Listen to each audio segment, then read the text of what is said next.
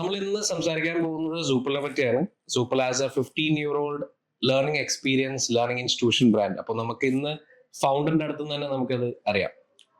Hi, my name is Mohammed Shafi. ഞാൻ managing director of super technologies and അതുപോലെ web castle media private ലിമിറ്റഡിന്റെ technology ഡയറക്ടറാണ്. So നമ്മൾ സൂപ്പിൾ start ചെയ്ത് 2012 ഒരു സോഫ്റ്റ്വെയർ ട്രെയിനിങ് ഇന്റേൺഷിപ്പ് കമ്പനി എന്നുള്ള രീതിയിലാണ് നമ്മൾ സൂപ്പിൾ സ്റ്റാർട്ട് ചെയ്യുന്നത്. ദെൻ അതിന് മുമ്പ് ഒരു 4 years ബാക്ക് നമ്മൾ 2008 web castle media private limited company എന്ന് പറഞ്ഞിട്ട് നമ്മളൊരു web and application development company start ചെയ്തിട്ടുണ്ടായിരുന്നു. ദെൻ ലേറ്റർ ഓൺ നമ്മൾ 2012 ആ ഒരു മൊബൈൽ ആപ്ലിക്കേഷൻ ട്രെൻഡിങ് സ്റ്റാർട്ട് ചെയ്യുന്ന ആ ഒരു ഇറയിലാണ് നമ്മൾ. ഞാനത് ചോദിക്കാൻ പോവായിരുന്നു, എങ്ങനെയാണ് ആ ഒരു സ്പാർക്ക് വന്നതെന്നുള്ളത്. അതായത് ഒരു ഒരു ആപ്ലിക്കേഷൻ ഡെവലപ്മെന്റ് ഇൻസ്റ്റിറ്റ്യൂഷൻ എന്നുള്ള ലെവലിൽ അത് ഇത്രയും വർഷം മുമ്പ്.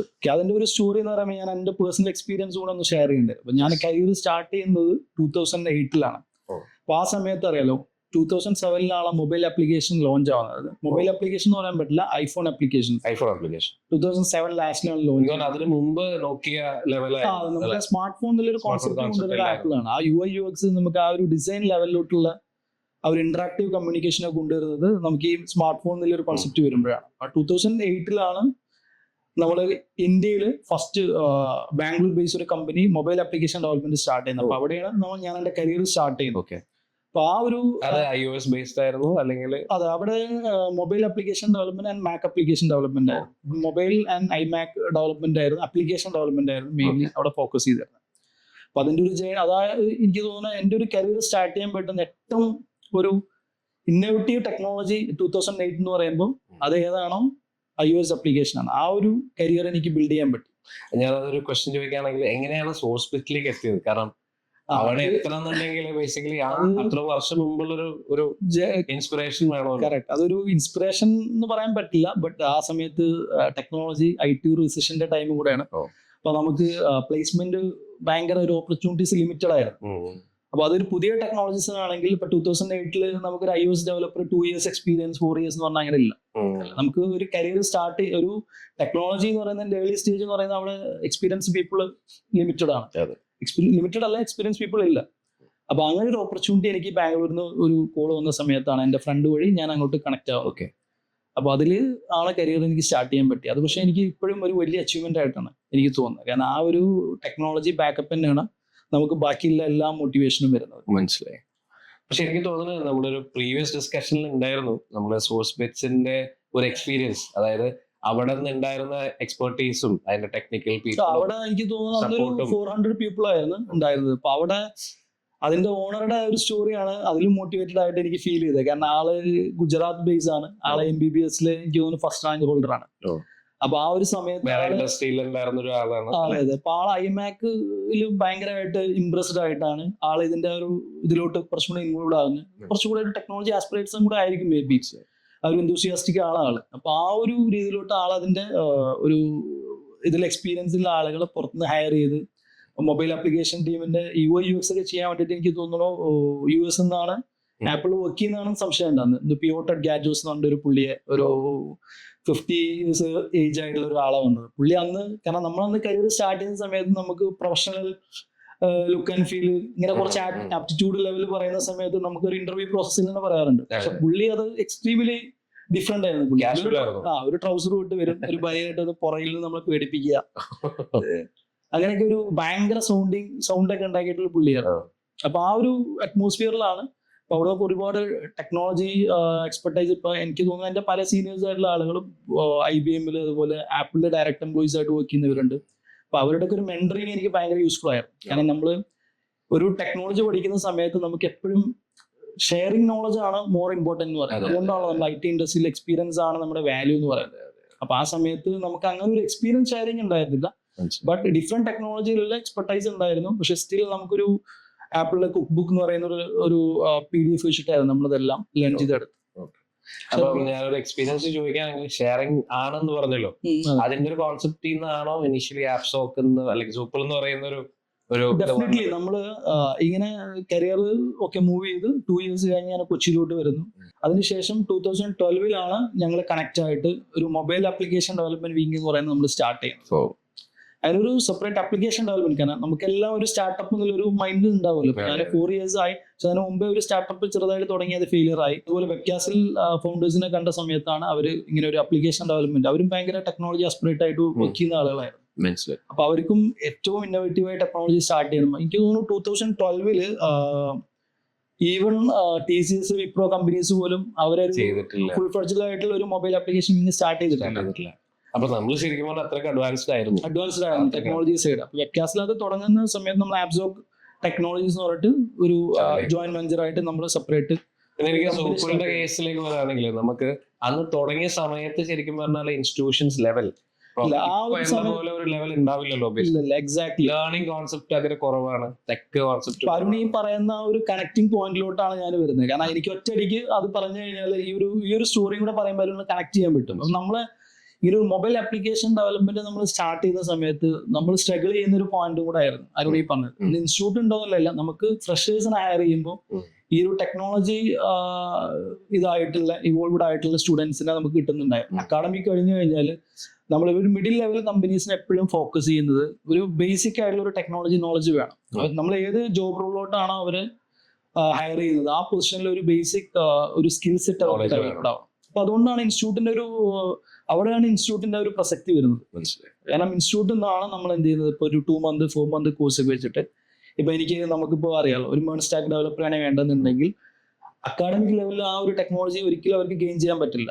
അപ്പൊ അത് കഴിഞ്ഞു കഴിഞ്ഞാലാണ് അവരൊരു പർട്ടിക്കുലർ ടെക്നോളജിയിൽ അവർ നോളജ് ഗെയിൻ ചെയ്യുന്നത്. അവിടെയാണ് സോഫ്റ്റ്വെയർ ട്രെയിനിങ് ഇൻസ്റ്റിറ്റ്യൂട്ടുകളുടെ ഒരു ഇമ്പോർട്ടൻസ് എന്ന് പറയുന്നത്. ഞാനൊരു ക്വസ്റ്റ്യൻ ചോദിക്കാം. സോഴ്സ് ബിറ്റ്സ് കയറുന്നതിന് മുമ്പ് സൂപ്പർ എന്ന ഇൻസ്റ്റിറ്റ്യൂട്ടിൽ നിന്ന് ട്രെയിനിങ് എടുത്തിട്ടുണ്ടായിരുന്നെങ്കിൽ നമ്മുടെ കരിയർ ഈ ലെവലിലായിരുന്നോ അല്ലെങ്കിൽ വേറെ ലെവലിലാവും? കുറച്ചും കൂടെ എനിക്ക് തോന്നുന്നു കുറച്ചും കൂടെ ഫാസ്റ്റ് ആയിട്ട് മൂവ് ചെയ്യാൻ പറ്റും. കാരണം നമുക്ക് ആ ഒരു ബേസിക് ഒരു 1 year ഗ്യാപ്പ് എന്ന് പറയുന്നത് ഭയങ്കരമായിട്ടുള്ള ലേണിംഗ് കർവ് ആണ്. മനസ്സിലായി. ആ ഒരു 1 year അല്ലെങ്കിൽ 2 year ഒക്കെ ആകുമ്പോഴാണ് സൂപ്പിൾ നമ്മളൊരു 4 month കൊണ്ട് പഠിച്ചെടുക്കുന്ന കാര്യങ്ങൾ. പ്ലസ് ഓക്കെ ഡെഫിനറ്റ്ലി നമുക്ക് എപ്പോഴും ഒരു പ്രൊഫഷണൽ എക്സ്പീരിയൻസ് നോളജ് എന്ന് പറയുന്നത് ഇസ് മോർ ദാൻ ട്രെയിനിങ്, അറിയാലോ. പക്ഷെ സ്റ്റിൽ നമുക്ക് കുറച്ചും കൂടെ ഒരു ബൂസ്റ്റ് ചെയ്യാൻ പറ്റുമായിരുന്നു. നമ്മൾ കുറച്ചും കൂടെ ഫാസ്റ്റ് ആയിട്ട് നമുക്ക് കുറച്ചും കൂടെ ഒരു 1 year ഒരു 2 year എന്ന് പറയുന്ന ആ ഒരു ജേർണി കുറച്ചും കൂടെ ഫാസ്റ്റ് ആയിട്ട് അത് ഒരു ഡബിൾ ലെവലിലോട്ട് കൊണ്ടുപോകാൻ പറ്റും. മനസ്സിലായി. ഇപ്പൊ ജനറലി ഒരു ലേണിംഗ് കോൺസെപ്റ്റ് ഉണ്ട്. ഞാൻ പറഞ്ഞ ആ ഒരു വേർഡിങ് കംപ്ലീറ്റ് ആയല്ലോ, നമുക്ക് ഒന്നുകൂടെ ബാക്ക് ചെയ്ത് വരാം. അപ്പോൾ സോഫ്റ്റ്വെയർ ട്രെയിനിങ്ങിന്റെ ഇമ്പോർട്ടൻസ് എന്ന് പറയുന്നത് നമ്മൾ ആ 2012 ഞാൻ ഈ പറഞ്ഞ പോലെ നമ്മളൊരു ആപ്ലിക്കേഷൻ ഡെവലപ്മെന്റ് കമ്പനി സ്റ്റാർട്ട് ചെയ്യുന്നു. അപ്പോൾ ആ കമ്പനിയിലോട്ട് നമുക്ക് ഫ്രഷേഴ്സിനെ ഹയർ ചെയ്യുന്നവർക്ക് ഭയങ്കര ഡിഫിക്കൽട്ടി ഉണ്ട്. കാരണം നമ്മൾ ഫ്രഷേഴ്സിനെ ഹയർ ചെയ്യുന്ന സമയത്ത് ഇതുപോലെ ഇൻസ്റ്റിറ്റ്യൂട്ട് ഡെഫിനറ്റ്ലി അവർക്ക് ഒരു ഇന്റേൺഷിപ്പ് ആണ് നമ്മൾ കൊടുക്കുന്നത്. ഒരു ഇന്റേൺഷിപ്പ് എക്സ്പീരിയൻസ് ഉണ്ടെങ്കിലാണ് നമ്മൾ എടുക്കുക. അപ്പൊ ആ സ്കിൽ സെറ്റ് ഉണ്ടെങ്കിലാണ് നമ്മൾ അവരെ ഹയർ ചെയ്യാൻ നോക്കുന്നത്. അപ്പൊ അങ്ങനെ ആളുകൾ വരുന്ന സമയത്ത് ഭയങ്കര പൂർ ആയിരുന്നു, അവരെ ക്വാളിറ്റി ഉണ്ടായിരുന്നില്ല. പിന്നെ കൊച്ചിയിൽ എനിക്ക് തോന്നുന്നു അങ്ങനെ ഇൻസ്റ്റിറ്റ്യൂട്ടുകൾ ഇല്ലായിരുന്നു. കാരണം ആപ്ലിക്കേഷൻ ഡെവലപ്പർ ആയിട്ട് വർക്ക് ചെയ്യുന്ന ആളുകൾ വളരെ ലിമിറ്റഡ് ആയിരുന്നു. ഞാൻ 2010 കൊച്ചിയിൽ വരുന്നത്.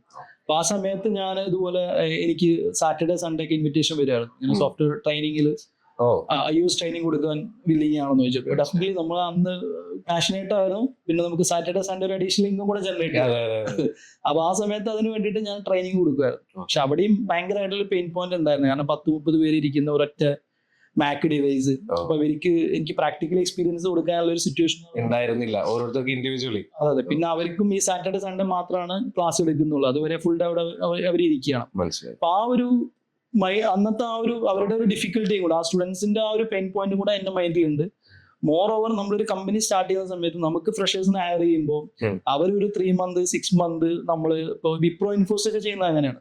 അവർ ക്യാമ്പസ് വഴി പ്ലേസ്ഡ് ആക്കിയിട്ട് അവര് ബേസിക് ആപ്റ്റിറ്റ്യൂഡ് പിന്നെ ബേസിക് കോഡിംഗ് സ്കിൽ അവർ നോക്കും. പ്രോഗ്രാമിംഗ്, ഡീബഗിങ് അല്ലെങ്കിൽ C ഒക്കെ അവർ ചെക്ക് ചെയ്യും. അത് കഴിഞ്ഞു കഴിഞ്ഞാൽ അവർ ഏതാണ് അവരുടെ ഡൊമൈനിലോട്ട്, ഒരു ഫ്രണ്ട് എൻഡ് ഡെവലപ്പർ ആണ് അല്ലെങ്കിൽ ആപ്ലിക്കേഷൻ ഡെവലപ്പർ ആണെങ്കിൽ അവരൊക്കെ ഏത് ഡൊമൈനിലാണോ അവർ എക്സ്പെർട്ടൈസ് ചെയ്യേണ്ടത് അവർ 6 month അവരെ ക്യാമ്പസിൽ തന്നെ അവർ ട്രെയിനിങ് കൊടുക്കും. അപ്പൊ ആ ഒരു ഗ്യാപ്പാണ് ശരിക്കും നമ്മൾ ഫുൾഫിൽ ചെയ്യുന്നത്. സോഫ്റ്റ്വെയർ ട്രെയിനിങ് ഇൻസ്റ്റിറ്റ്യൂട്ട് എന്ന് പറയുന്നത് ഈ ഒരു ഗ്യാപ്പ് ഉണ്ടല്ലോ, അതായത് ഒരു അക്കാഡമിക് കഴിഞ്ഞ് അവർക്ക് ഒരു പ്ലേസ്ഡ് ആവുന്ന സമയത്ത് ഈ MNC കമ്പനീസ് കൊടുക്കുന്ന ഒരു 6 month ഒരു ലേണിംഗ് പ്രോസസ് ഉണ്ട്. ആ ഒരു ഗ്യാപ്പ് സാധാരണ നോർമൽ ലെവലിൽ കമ്പനീസ് എന്ത് ചെയ്യാൻ പറ്റില്ല, അവർക്ക് ആ ഒരു എക്സ്പെൻസ് മീറ്റ് ചെയ്യാൻ പറ്റില്ല. അവർക്ക് ഡയറക്റ്റ് ഇവരെ യൂസ് ചെയ്യാൻ പറ്റണം പ്രോജക്റ്റിലോട്ട്. പക്ഷെ ഡെഫിനറ്റ്ലി ഒരു ടീമിലോട്ട് എടുക്കുന്ന സമയത്ത് ഒരു എൻ്റയർ പ്രോജക്റ്റ് കൊടുക്കില്ല. എന്നാലും അവരുടെ സീനിയേഴ്സ് പറയുന്ന രീതിയിലുള്ള കാര്യങ്ങൾ അവർക്ക് ചെയ്യാൻ പറ്റണം. ആ ഒരു ബേസിക് കോഡിംഗ് സ്കിൽ അവർക്ക് വേണം. ശരിക്കും പറഞ്ഞാൽ അവിടെ ഒരു സ്കിൽ ഗ്യാപ്പാണ് നമ്മളിവിടെ ആ ഒരു കവർ ഗ്യാപ്പാണ് ഇപ്പോൾ നമ്മളെ പോലുള്ള സൂപ്പറിനെ പോലുള്ള എല്ലാ സോഫ്റ്റ്വെയർ ട്രെയിനിങ് ഇൻസ്റ്റിറ്റ്യൂട്ട് ഈ ഒരു ഗ്യാപ്പാണ് ഫുൾഫിൽ ചെയ്യുന്നത്. അവർ അക്കാഡമിക്കലി ഒരു MNC കമ്പനിയിൽ പ്ലേസ്ഡ് ആയിട്ടില്ലെങ്കിൽ പിന്നെ അവർ ഏതെങ്കിലും ടെക്നോളജിയിൽ എക്സ്പെർട്ടൈസ് ചെയ്യുക. അപ്പോൾ അത് ഫ്ലട്ടർ ഡെവലപ്മെന്റ് ആവാം, അല്ലെങ്കിൽ UX ഡിസൈനിങ് ആവാം, അല്ലെങ്കിൽ ഡിജിറ്റൽ മാർക്കറ്റിംഗ് സർവീസ് ആവാം, അതല്ലെങ്കിൽ ഫ്രണ്ട് എൻഡ് ഡെവലപ്പർ, മീന്, ജാങ്കോ, ഇത് ഏത് ലെവലിലോട്ട് വേണമെങ്കിലും അവർക്ക് ആ ഒരു ടെക്നോളജിയിൽ നമ്മൾ എക്സ്പെർട്ടൈസ് ചെയ്യുക. അപ്പോൾ നമ്മളത് ക്രിയേറ്റ് ചെയ്യുന്ന സമയത്താണെങ്കിലും നമുക്ക് എന്താണോ ആ ഒരു ഇൻഡസ്ട്രി ഡിമാൻഡ് ചെയ്യുന്ന ഒരു മിനിമം സ്കിൽ സെറ്റ്, അതായത് ഒരു ഫ്രഷറുടെ കയ്യിൽ നിന്ന് അല്ലെങ്കിൽ ഒരു കമ്പനിയിലോട്ട് നമ്മളൊരു ഇന്റേണൽ എടുക്കുന്ന സമയത്ത് അവരൊരു ടീമിന്റെ അണ്ടറിൽ വർക്ക് ചെയ്യിക്കാനുള്ള ഒരു നോളജ്, അത് ആ ഒരു സ്കിൽ സെറ്റ് ആണ് നമ്മൾ ആ ഒരു സിലബസ് ആയിട്ട് പ്രിപ്പയർ ചെയ്യുന്നത്. മനസ്സിലായി. അതാണ് നമ്മൾ എക്സിക്യൂട്ട് ചെയ്യുന്ന നമ്മുടെ ഡെവലപ്പേഴ്സിനെയും അതുപോലെ ഡെഡിക്കേറ്റഡ് ആയിട്ടുള്ള ട്രെയിനേഴ്സിനെയും വെച്ചിട്ട് നമ്മൾ എക്സിക്യൂട്ട് ചെയ്യുന്നത്. അപ്പം നമ്മൾ ആ ഒരു 2012 സമയത്ത് ഇൻഡസ്ട്രി ഡിമാൻഡ് ചെയ്യുന്നത് ഈ മൊബൈൽ ആപ്ലിക്കേഷൻ ഡെവലപ്മെന്റ്. അതിൽ തന്നെ ലേറ്റർ ഓൺ ആൻഡ്രോയിഡ് കയറി വന്നു. iOS ഞാൻ എൻ്റെ ഒരു എക്സ്പീരിയൻസ് 2012 ടൈമിലൊക്കെ ഏത് മൊബൈലായിരുന്നു ശരിക്കും? എനിക്ക് 2008 ഐഫോൺ, ഞാൻ കാണുന്ന iPhone 3G എന്ന് പറഞ്ഞിട്ട് ഒരു സെറ്റ് ആയിരുന്നു. ആ ഒരു എനിക്ക് 3.5 3.7 എനിക്ക് എക്സാക്ട് ഓർമ്മല്ല. ആ ഒരു ഡിവൈസ് ആയിരുന്നു അതിന്റെ സൈസ്. ഇങ്ങനെ ഒരു കേർവ് ടൈപ്പ് അല്ല. ആൻഡ്രോയിഡ് ആ സമയത്ത് ഇറങ്ങിയിട്ടില്ല. പക്ഷെ എനിക്ക് തോന്നുന്നു 2008, എനിക്ക് തോന്നുന്നു 2007 കഴിഞ്ഞ ഒരു 1.5 years ആവുമ്പോൾ ആൻഡ്രോയിഡ് വന്നിട്ടുണ്ട്. പക്ഷെ അത് പോപ്പുലർ ആയിട്ടുണ്ടായിരുന്നു. ചെറിയ ഫോണുകളുണ്ട്. പിന്നെ സിംബിയൻ OS ആ സമയത്ത് തന്നെ ഇറങ്ങിയിട്ടുണ്ട്. സെൻസിറ്റീവ് അല്ല, ഒരു കപ്പാസിറ്റീവ് ടച്ച് ആയിരുന്നു. പക്ഷെ ആപ്പിളിന് ആ ഒരു UX-ഉം ആ ഒരു എക്സ്പീരിയൻസ് ഒരിക്കലും സ്മാർട്ട് ഫോൺ എക്സ്പീരിയൻസ് അവരാണ് ആ ഒരു ലെവലിലോട്ടുള്ള ഒരു ഇന്നോവേറ്റീവ് ഐഡിയ അവർ കൊണ്ടുവന്നു. ഒരു എക്കോ സിസ്റ്റം പോലെ അവർ ബിൽഡ് ചെയ്തു. ആപ്സിലോ മാത്രമല്ല, അവരുടെ ഒരു കംപ്ലീറ്റ് എക്കോ സിസ്റ്റം കൊണ്ടുവന്നവരായിരുന്നു. അപ്പൊ ഇതില് ഈ പറഞ്ഞ 2008 ഞാൻ ലാസ്റ്റിൽ ജോയിൻ ചെയ്യുന്ന സമയത്ത് എനിക്ക് തോന്നുന്നു ഞാൻ വേറെ ആരുടെ കയ്യിൽ ഇങ്ങനെ ഐഫോൺ യൂസ് ചെയ്യുന്ന ആളുകൾ കണ്ടിട്ടില്ല. അത് എക്സ്പീരിയൻസ് ചെയ്യുന്നില്ല. പ്രാക്ടിക്കലി നമുക്കത് അറിയില്ല എന്താണ് ഇതിന്റെ യൂസ് കാര്യങ്ങൾ. പക്ഷെ നമുക്ക് അതിലൊരു ആപ്ലിക്കേഷൻ നമ്മൾ ഡെവലപ്പ് ചെയ്ത്, എനിക്ക് തോന്നുന്നു ആ ആപ്ലിക്കേഷന് അത്യാവശ്യം 1 lakh+ അന്ന് ഡൗൺലോഡ്സ് ഉണ്ടായിരുന്നു. ഒരു നൈറ്റ് സ്റ്റാൻഡോ, ഒരു ക്ലോക്ക്, ഒരു ഡിജിറ്റൽ ക്ലോക്ക് ആയിരുന്നു ഫസ്റ്റ്. ഫോൺ വെച്ചിട്ട് ക്ലോക്ക് പോലെ ഒരു ഡിജിറ്റൽ ക്ലോക്ക് ആയിട്ട് അവര് ചെയ്തത്. അത് ഒരു ഡിഫറെന്റ് സെറ്റിംഗ്സ് കൊടുത്ത് പല പല കളേഴ്സ്. പക്ഷെ ബേസിക് ആപ്ലിക്കേഷൻ. പക്ഷെ അതുപോലും അന്ന് പ്ലേ സ്റ്റോറിൽ ഇട്ടിട്ട് ഡൗൺലോഡ്സ് വന്നു. സോറി, ആപ്പ് സ്റ്റോറിൽ ഇട്ടിട്ട് ഇത്രയും ഡൗൺലോഡ്സ് വന്നു. അപ്പൊ അന്ന് ആപ്പ് സ്റ്റോറിൽ ഇങ്ങനെ ഒരു അങ്ങനെ ആപ്ലിക്കേഷൻസ് ഭയങ്കര കുറവായിരുന്നു. അപ്പോ പിന്നെ എനിക്ക് തോന്നുന്നത് നമ്മൾ ചെയ്ത ഒരു ആപ്ലിക്കേഷൻ എന്ന് പറയുന്നത് ഒരു ക്വസ്റ്റ്യൻ ആൻസറിങ് ഒരു ക്വസ്റ്റ്യൻ ആയിരുന്നു. എനിക്ക് ഇതല്ല. പിന്നെ നമ്മൾ അന്ന് ചെയ്തേക്കുന്നത് ഇമേജ് ഷെയറിങ്ങിന്റെ ഒരു ആപ്ലിക്കേഷൻ ആ സമയത്ത് ചെയ്തിട്ടുണ്ടായിരുന്നു. അപ്പൊ ഈ അന്ന് പക്ഷെ കോമ്പറ്റേറ്റ് ചെയ്യാൻ ആളുകളില്ല. പക്ഷെ അന്ന് US മാർക്കറ്റ് മാത്രമേ നമുക്കും അറിയുന്നത്. യൂസ് ചെയ്യുന്നത് US-ലെ ആളുകളാണ്. നമ്മളിവിടെ യൂസ് ചെയ്യുന്ന ഒരു കോൺസെപ്റ്റ് എനിക്കും അറിയില്ല. ദെൻ നമ്മൾ ടെസ്റ്റ് ചെയ്യാൻ വേണ്ടിട്ട് ഫോൺ കാണുന്നല്ലാണ്ട് നമ്മൾ അതിന്റെ റിയൽ യൂസേഴ്സ് അല്ല, ആക്ച്വൽ യൂസേഴ്സ് അല്ല. പക്ഷെ ഇപ്പോഴത്തെ സ്റ്റുഡൻസിന്റെ കേസിൽ ഇതൊന്നും പറഞ്ഞു കൊടുക്കണ്ട. ആപ്ലിക്കേഷൻ എന്താന്ന് പറഞ്ഞു കൊടുക്കേണ്ട കാര്യമില്ല. നമ്മുടെ ആപ്ലിക്കേഷൻ എന്ന് പറയുമ്പോൾ നമുക്ക് അതാണ് എനിക്ക് തോന്നുന്ന ഒരു മേജർ ഡിഫറൻസ് അല്ലേ. ഞാൻ ആ ഒരു 2 കാറ്റഗറിയിലും വരുന്നതുകൊണ്ട് എനിക്ക് കറക്റ്റ് ആയിട്ട് അത് അഡ്രസ് ചെയ്യാൻ പറ്റും. മനസ്സിലായി. അപ്പോ നമ്മൾ എനിക്ക് അന്ന് ഏറ്റവും ട്രെൻഡിങ് ആയിട്ട് തോന്നിയത് ലേറ്റർ ഓൺ ഞാൻ ചിന്തിക്കുമ്പോൾ ഈ പുഷ് നോട്ടിഫിക്കേഷൻ എന്ന് പറഞ്ഞ കോൺസെപ്റ്റ് ആണ്. Apple push notification service API എന്ന് പറയുന്നത്. അത് എനിക്ക് തോന്നുന്നത് വർക്ക് ചെയ്യുന്ന സമയത്ത് ഒരു 1 year ഗ്യാപ്പിലാണ് അത് വന്നിരിക്കുന്നത്. അതായത് iPhone 3 വേർഷനിലാണ്, iOS 3 OS വേർഷനിലാണ് അത് വന്നിരിക്കുന്നത്.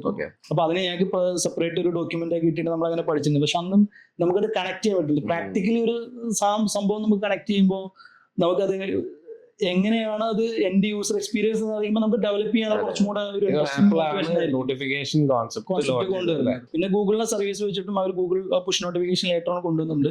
പക്ഷെ ഈ നോട്ടിഫിക്കേഷൻ കോൺസെപ്റ്റ് പാരുണ്ടെന്ന് ആലോചിച്ച് നോക്കിയത് നമ്മള് ഈ WhatsApp, Facebook, LinkedIn, any type of communication നമ്മൾ യൂസ് ചെയ്യുന്ന സമയത്താണെങ്കിലും നമ്മൾ ഫോൺ ഒരു സ്ഥലത്ത് വെച്ച് കഴിഞ്ഞാൽ നമ്മൾ ഇങ്ങോട്ട് എന്ത് ചെയ്യും, ട്രിഗർ ചെയ്യും. ഈവൻ മെയിലാണ്. പണ്ട് നമ്മള് പരുണും നമ്മളൊക്കെ ഒരേ കാലഘട്ടമാണ്. ആ സമയത്ത് ഒരു 2008 അല്ലെ 9-10 ആണെങ്കിൽ പോലും, അല്ലെ കോളേജ് ലൈഫിലാണെങ്കിൽ നമ്മള് ഒരു എന്തെങ്കിലും ഒരു ഫേസ്ബുക്ക് നമ്മളന്ന് ഓർക്കുട്ടാണ്. അതെ, ഓർക്കുട്ടിൽ നമുക്ക് ഫ്രണ്ട് റിക്വസ്റ്റ് വന്നു കഴിഞ്ഞാൽ നമുക്ക് അറിയാൻ പറ്റുമോ? ഇല്ല, നമുക്ക് നമ്മളെന്ത് ചെയ്യുന്ന വെച്ച് കഴിഞ്ഞാൽ ബ്രൗസറിൽ അവിടെ പോയിട്ട് ചെയ്യാണ് ചെയ്യുന്നത്. അന്ന് ഇന്റർനെറ്റ് കഫേസ് ഒരുപാടുണ്ടായിരുന്നു. അപ്പൊ കഫേസിൽ പോയിട്ടാണ് നമ്മള് അന്ന് 1 hour എനിക്ക് 30 rupees ആ ഒരു എമൗണ്ട്. അങ്ങനെയാണ് നമുക്കത് അറിയാൻ പറ്റുന്നത്. പിന്നെ അതേപോലെ നമ്മൾ ഇന്റർവ്യൂവിനൊക്കെ നമ്മൾ മെയിൽ കുറെ അയക്കും. അത് റിസീവ് ചെയ്ത് നമുക്ക് മെയിൽ വന്നു, ഒരു റെസ്പോൺസ് വന്നു എന്നൊക്കെ അറിയാൻ ചിലപ്പോൾ മേ ബി നമ്മൾ 2 ദിവസം കഴിഞ്ഞിട്ടാണ് നമ്മൾ നോക്കുന്നത് കിട്ടുന്നത് അല്ലേ. പക്ഷെ ഈ നോട്ടിഫിക്കേഷൻ എന്നുള്ള കോൺസെപ്റ്റ് ഈവൻ നമ്മൾ ലാപ്ടോപ്പ് ഉണ്ടെങ്കിലും എനിവേ ലാപ്ടോപ്പ് വന്നു, ബാക്കി കാര്യങ്ങൾ നെറ്റ് അവൈലബിൾ ആയി, പക്ഷെ സ്റ്റിൽ ഈ നോട്ടിഫിക്കേഷൻ എന്ന് പറഞ്ഞൊരു സർവീസ് ഇല്ലായിരുന്നെങ്കിൽ നമുക്ക് നമ്മളെ ഇങ്ങോട്ട് റിമൈൻഡ് ചെയ്യുന്ന അല്ലെങ്കിൽ നമ്മൾ അലേർട്ട് ചെയ്യുന്ന ഒരു മെസ്സേജ് നമുക്ക് കിട്ടില്ല അല്ലെ. അതിനാകുള്ളത് നമ്മൾ പഴയ SMS സർവീസ് മാത്രമായിരുന്നു. അതായിരുന്നു ഉണ്ടായിരുന്നു. കറക്റ്റ്. അപ്പൊ ഇപ്പൊ നമുക്ക് ശരിക്കും പറഞ്ഞാൽ എനിക്കൊരു ഫ്രണ്ട് റിക്വസ്റ്റ് വന്നു കഴിഞ്ഞാൽ എനിക്ക് അത് റിയൽ ടൈമിൽ എനിക്കത് അറിയാൻ പറ്റും. അതുപോലെ എനിക്കൊരു മെയിൽ റിസീവ് ചെയ്ത്, അതല്ല ഈ നോട്ടിഫിക്കേഷൻ സ്വിഗ്ഗിയുടെ ഉച്ചക്കത്തെ വിശക്കുന്നുണ്ടോ ആ ഒരു ബ്രോഡ്കാസ്റ്റിംഗ് മെസ്സേജും അവർക്ക് ചെയ്യാൻ പറ്റും. പക്ഷെ അത് ചെയ്യാൻ പറ്റുന്ന എങ്ങനെയാണെന്ന് വെച്ചാൽ നമ്മളൊരു ആപ്ലിക്കേഷൻ നമ്മൾ ഓപ്പൺ ചെയ്യുന്നില്ലല്ലോ അല്ലെ. നമ്മൾ ഇങ്ങോട്ട് OS ഫൈൻഡ് ചെയ്തിട്ട് OS ആ നോട്ടിഫിക്കേഷൻ റിസീവ് ചെയ്ത് അത് ഏത് ആപ്ലിക്കേഷൻ ആണെന്നുള്ളത് ആ OS ഡിസ്ട്രിബ്യൂട്ട് ചെയ്യണം. അത് ആപ്പിളിന്റെ സർവീസ് ആണ്. അപ്പൊ ഡിവൈസ് ടോക്കൺ എന്നൊക്കെ പറയാം. ഞാൻ ഇതിന്റെ ടെക്നിക്കൽ സൈഡിലോട്ട് ഇപ്പൊ ഡീറ്റെയിൽ ആയിട്ട് പോകുന്നില്ല. ആണെങ്കിൽ നമുക്കൊരു സെപ്പറേറ്റ് സെഷൻ വെക്കാം. കാരണം ഞങ്ങൾ ആ ഒരു APNSന്റെ പുഷ് നോട്ടിഫിക്കേഷൻ ഇംപ്ലിമെന്റേഷൻ എന്ന് പറഞ്ഞിട്ട് നമ്മൾ ഒരു 1 or 2 months സ്പെൻഡ് ചെയ്ത ആളുകളാണ്. കാരണം നമുക്ക് ആ ടെക്നോളജി ഡീപ്പായിട്ട് പോയിട്ട് അത് ചെയ്തു. പല ഇഷ്യൂസ് ഒന്നൊക്കെ ഉണ്ടായിരുന്നു നമ്മളിത് ഫേസ് ചെയ്യുന്നത്. കാരണം അന്ന് പ്രാക്ടിക്കൽ സെൻസിൽ നമുക്ക് അറിയില്ല ഇതെങ്ങനെ ടെസ്റ്റ് ചെയ്യണം എന്നൊക്കെ ഉള്ളത്. അപ്പൊ അങ്ങനെ കുറെ എനിക്ക് തോന്നുന്നു നമ്മുടെ സൂപ്പറിന്റെ കോൺസെപ്റ്റിലേക്ക് വരുമ്പോഴേ എനിക്കൊരു ചോദിക്കാനുള്ള ക്വസ്റ്റൻ വെച്ചാൽ അന്ന് പറഞ്ഞല്ലോ ഒരു ഒറ്റ ഡിവൈസ് ഉണ്ടാവും, 30 പിള്ളേരുണ്ടാവും. അപ്പോ അത് ഫ്രം ദി സ്റ്റുഡൻസ് പെർസ്പെക്ടീവ് മാറി, കാരണം അവിടെ ഒരു ഡിവൈസ് ഉണ്ട്. പക്ഷെ as an education institution concept എന്താണ് നമ്മള് സൂപ്പറിന്റെ ഇന്റൻഷൻ എന്ന് പറയുന്നത് ഒന്ന് നമ്മൾ സ്കിൽ സെറ്റ് മാച്ചിങ് ആയിരുന്നില്ല. നമ്മള് എടുക്കുന്ന സ്റ്റുഡൻസിനാണ്. അന്ന് നമുക്ക് ഡിമാൻഡ് ഉണ്ടായിരുന്ന മൊബൈൽ ആപ്ലിക്കേഷൻ ഡെവലപ്മെന്റിലായിരുന്നു നമുക്ക് ഇന്റേൺസിന് ആവശ്യം ഉണ്ടായിരുന്നു. അപ്പൊ ആ സമയത്ത് നമ്മൾ പാരന്റ് കമ്പനിയിലോട്ട് ഹയർ ചെയ്യുമ്പോൾ നമ്മൾ ഫേസ് ചെയ്ത ചലഞ്ച് ആയിരുന്നു. അപ്പൊ why should we can start training institute എന്നൊരു കോൺസെപ്റ്റ് അവിടെയാണ് വരുന്നത്. അപ്പൊ നമ്മൾ അന്നൊരു പെയ്ഡ് ഇന്റേൺഷിപ്പ് ആയിരുന്നു. സ്റ്റിൽ നമ്മൾ പെയ്ഡ്, കാരണം ഞാൻ നേരത്തെ പറഞ്ഞല്ലോ നമ്മൾ ഈ മിഡിൽ ലെവൽ കമ്പനീസ് എപ്പോഴും ഒരു ടെക്നോളജി ഓൾറെഡി എക്സ്പെർട്ടൈസ് ആയിട്ടുള്ള ഒരാളാണ് ഹയർ ചെയ്യുക. അവർ എക്സ്പീരിയൻസ് എന്നല്ല, പക്ഷെ ഒരു ടെക്നോളജി എക്സ്പെർട്ടൈസ് ആയിരിക്കും. ഏതെങ്കിലും ഒരു ഡൊമൈൻ അവർ പഠിച്ചിരിക്കണം. അക്കാഡമിക്കിൽ അല്ലാണ്ട് ഒരു സോഫ്റ്റ് സ്കില്ല് അവർക്ക് വേണം. അപ്പൊ ഈ സോഫ്റ്റ് സ്കില്ല് ഡെവലപ്പ് ചെയ്യുന്നത് അവർക്ക് ഇതുപോലെ ഒന്നല്ലെങ്കിൽ കമ്പനിയിൽ കയറിയിട്ട് ചിലപ്പോൾ കൊടുക്കുന്ന കമ്പനീസ് ഉണ്ടാവും, അതല്ലെങ്കിൽ ഇങ്ങനെ ഏതെങ്കിലും ഇൻസ്റ്റിറ്റ്യൂട്ടിൽ നിന്ന് എടുത്തിട്ടായിരിക്കും ചെയ്യുന്നത്. അതുകൊണ്ടാണ് ഇത്രയും കൊച്ചിയിൽ ഇപ്പൊ എത്ര ഇൻസ്റ്റിറ്റ്യൂട്ട് ഉണ്ട്. അപ്പൊ അവരുടെ ഒരു ഇമ്പോർട്ടൻസ് വരുന്നത് ഈ ഒരു റീസൺ കൊണ്ടാണ്. അപ്പൊ നമ്മള് അവിടെ ഫസ്റ്റ് പ്രയോറിറ്റി എന്ന് പറയുന്നത് ഒന്ന് നമുക്ക് ടെക്നോളജി സ്കില്ല് ഞാൻ തന്നെയായിരുന്നു ഇനീഷ്യലി നമ്മൾ ട്രെയിനിങ് കൊടുത്തിട്ടുണ്ടായിരുന്നു. അപ്പൊ അതുപോലെ ആൻഡ്രോയിഡ് നമുക്ക് വേറൊരാളെയും കൂടെ ഹയർ ചെയ്തിട്ടുണ്ടായിരുന്നു. നമുക്ക് ഡെവലപ്പേഴ്സ് ഉണ്ടായിരുന്നു അവിടെ. അപ്പൊ അവരാണ് ആൻഡ്രോയിഡിൽ ട്രെയിനിങ് കൊടുത്തിട്ടുണ്ടായത്. രണ്ടും നമുക്കൊരു പെയ്ഡ് ഇന്റേൺഷിപ്പ് ലാബ് എന്നുള്ള രീതിയിലായിരുന്നു ഇനീഷ്യലി. എനിക്ക് സൂപ്പറിന്റെ ഇൻസ്റ്റിറ്റ്യൂഷൻ അല്ലായിരുന്നു, നമ്മളൊരു ലാബ് എന്നുള്ള രീതിയിലായിരുന്നു. അബ്സോക് ലാബ്സ് എന്ന് പറഞ്ഞിട്ട് നമ്മൾ സ്റ്റാർട്ട് ചെയ്ത്. അപ്പൊ അവിടെ നമുക്ക് പെയ്ഡ് ഇന്റേൺഷിപ്പ് ആയിട്ട് നമ്മൾ കൊടുക്കുന്നു. നമ്മൾ നമ്മുടെ കമ്പനിയിലോട്ട് ഹയർ ചെയ്യും. അതിൽ അഡീഷണൽ ആയിട്ട് വരുന്നവരെ നമ്മൾ അതർ കമ്പനീസിലോട്ട് പ്ലേസ്ഡ് ആക്കും. ഈ രീതിയിലായിരുന്നു നമ്മുടെ ഒരു എക്സിക്യൂഷൻ പ്രോസസ്.